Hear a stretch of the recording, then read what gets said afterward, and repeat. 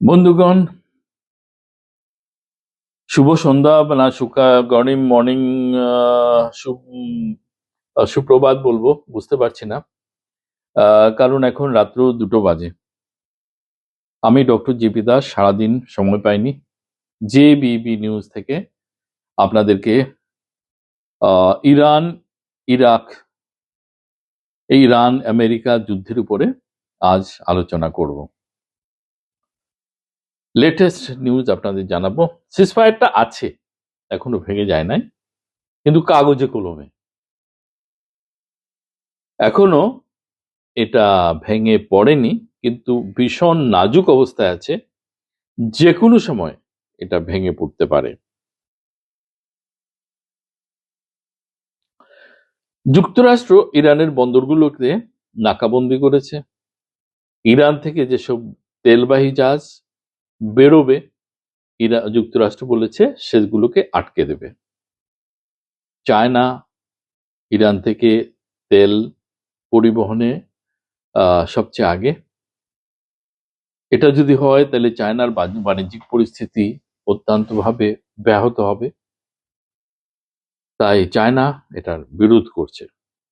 Iran চাচ্ছে যে ওর অর্থনৈতিক স্বাধীনতা, এর মধ্যে দিয়ে জাহাজ যাবে ও প্রত্যেক ব্যারেল প্রতি $1 করে শুল্ক আদায় করবে।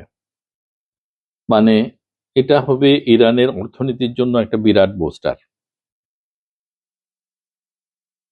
যুক্তরাষ্ট্র দাবি করছে 20 বছর ইরানের পারমাণবিক কর্মসূচি বন্ধ রাখতে হবে। ইরান বলছে না, আমরা 20 বছর পারবো না, 5 বছর করব। 5 বছরের জন্য আমরা পারমাণবিক কর্মসূচি বন্ধ রাখবো।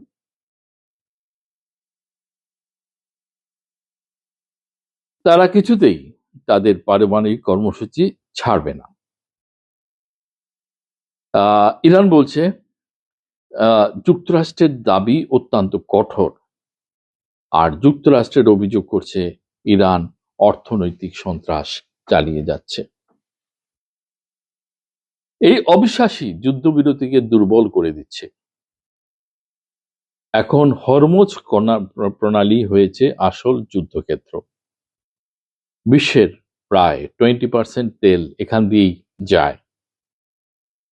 বর্তমান পরিস্থিতি হলো যুক্তরাষ্ট্রে এখানে জাহাজ চলাচল নিয়ন্ত্রণ করছে, ওদের 5th ফ্লিট পাঠিয়ে দিয়েছে।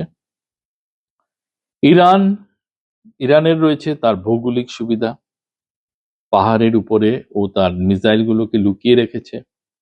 আশপাশে সব স্পিড বোট গুলোকে 30,000 স্পিড বোট ও রেডি করে ফেলেছে যুক্তরাষ্ট্রের নৌবহরের উপর আক্রমণ করার জন্য। এই স্পিড বোটগুলো অত্যন্ত আধুনিক অস্ত্রশস্ত্রে সজ্জিত। অনেক জাহাজ এই পথ এড়িয়ে যাচ্ছে। তেলের দাম $100 বেশি ছুঁয়ে গেছে। অর্থাৎ বিশ্বব্যাপী অর্থনৈতিক ভীষণ চাপে পড়েছে।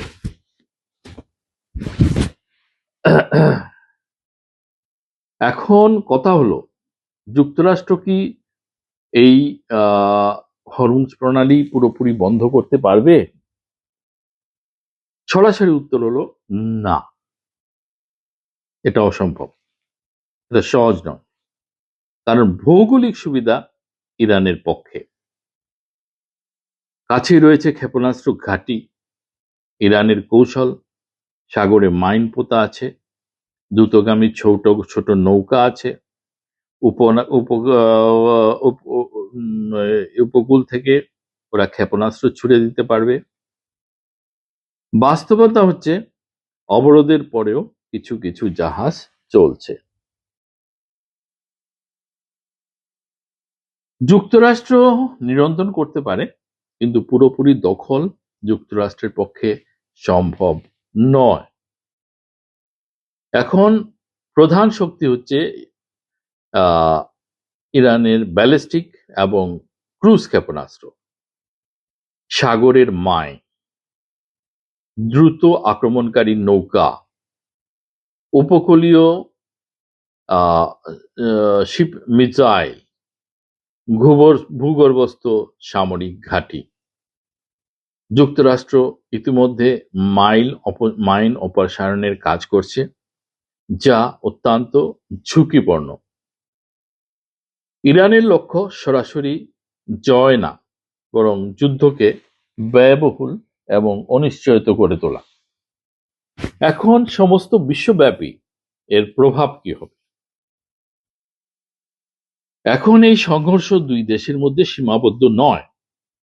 ইউরোপ জ্বালানি সংকটে ভয় পাচ্ছে, চীন যুক্তরাষ্ট্রের পদক্ষেপের বিরোধিতা করছে, ভারতের তেলের দাম নিয়েও ভারত উদ্বিগ্ন, রাশিয়া দ্রুত আলোচনার আহ্বান জানিয়েছে।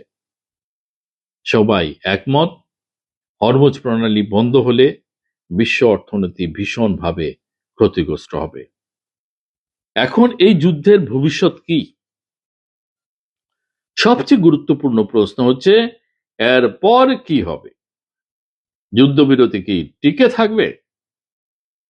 নতুন আলোচনা শুরু হতে পারে, সীমিত চুক্তি হতে পারে, সম্ভাবনা মাঝারি। দ্বিতীয় সম্ভাবনা হচ্ছে যুদ্ধবিরতি ভেঙে পড়বে, নৌযুদ্ধ শুরু হতে পারে, ক্ষেপণাস্ত্র হামলা বাড়বে, বিশ্বজুড়ে তেলের দাম বাড়বে, এর সম্ভাবনাই বেশি। এখন যদি সমঝোতা হয়, ইরান কিছু শর্ত মেনে নেবে, যুক্তরাষ্ট্র অবরোধ শিথিল করবে, কিন্তু এর সম্ভাবনা কম। এটি শুধু যুদ্ধবিরতির বিষয় নয়, এটি বিশ্বের জ্বালানি নিয়ন্ত্রণের লড়াই। যুক্তরাষ্ট্র চায় দীর্ঘমেয়াদী প্রভাব, ইরান চায় নিজের আধিপত্য বজায় রাখতে। এখন আমার যা মতামত, আমার যা বিশ্লেষণ, তা হচ্ছে যুদ্ধবিরতি খুবই নাজুক অবস্থায় রয়েছে। এই পরিস্থিতি যে কোনো সময় আরো খারাপ হতে পারে। তো বন্ধুগণ, আজকের মতো এখানেই শেষ করছি। ভিডিওটি ভালো লাগলে একটা লাইক দিয়ে দেবেন, শেয়ার এবং সাবস্ক্রাইব করতে ভুলবেন না। সচেতন থাকুন, আপডেট থাকুন। আরো নতুন নতুন আপডেট হওয়া মাত্র আপনাদেরকে আমি জানিয়ে দেব। আপনাদের সবাইকে শুভরাত্রি জানিয়েই আজকের মতো শেষ করছি। আবার কালকে নতুন আপডেট নিয়ে হাজির হব। আমি ডক্টর জে পি দাস।